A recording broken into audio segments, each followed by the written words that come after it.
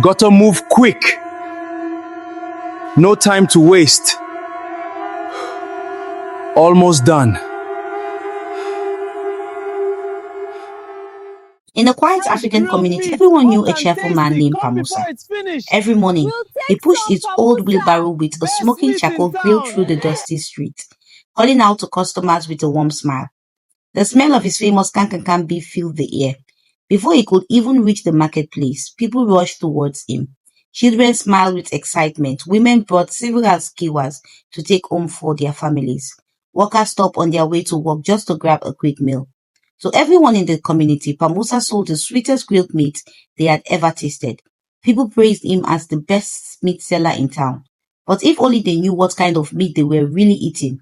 Every night, after the entire community had fallen asleep, Pa Musa quietly left his house carrying a sack, a flashlight, and a piece of leftover food.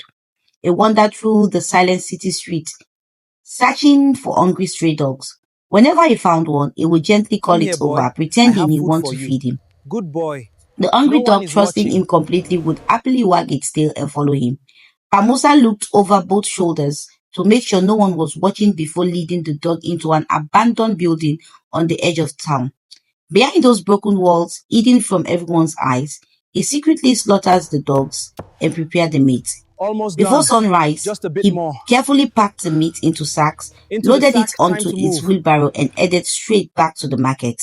By morning, smoke rose from his charcoal grill once again.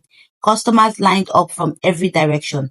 They smiled as they bought his famous kankan beef, completely unaware of where it had come from. Business became better every single day.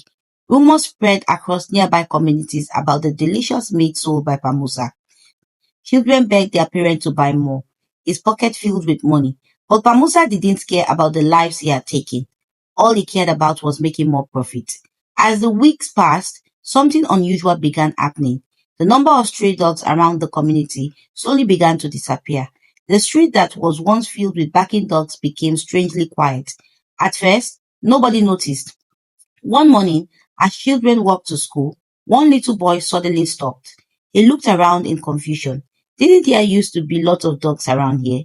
Another child looked around too. You're right, I hardly see anyone anymore. An elderly woman overheard the conversation and slowly nodded. Now that you mention it, I haven't seen many dogs in weeks. For the first time, people began asking questions. Days later, a young motorcycle rider shared something that made everyone uncomfortable.